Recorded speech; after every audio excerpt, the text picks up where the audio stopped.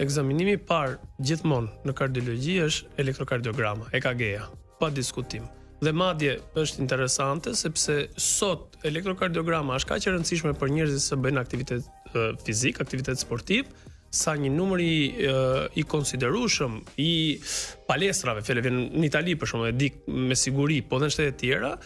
nuk pranojnë që ti të regjistrohesh në palestër pa bërë paraprakisht një elektrokardiogram. Madje në Itali është bërë një studim që ka përfshirë 42.000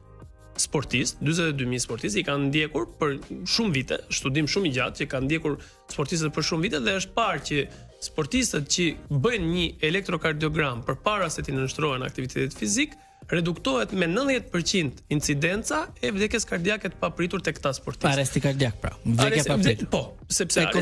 arresti kardiak 90% është vdekje, 10% e rasteve. Fatmirësisht fjala vjen një sportisti, nëse që ti japësh një mundësi të mbijetojë një arrest kardiak, nëse i ndodh në fushën e lojës, ka një mundësi që ti mbijetojë sepse ne dimë që është mjekat ambulanca, po nëse ndodh natën në gjumë, mundësia për të mbijetuar është 0. Kështu që 90% ishte ulur numri i vdekjeve kardiake të papritura, ishin krahasu sportistët të cilët ishin bërë aktivitet fizik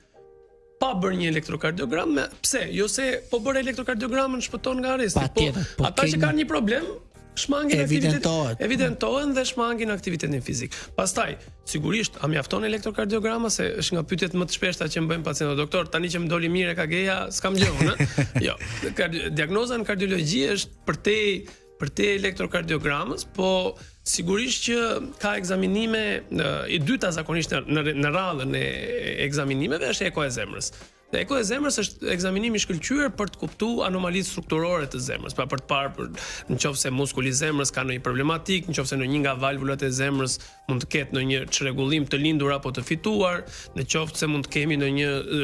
zmadhim, po i them kështu me terma zmadhim të aortës, për shembull një nga komplikacionet që mund të ndodhi shpesh në mosha të reja apo dhe më të vjetra që bëjnë aktivitet sportiv është ajo që quhet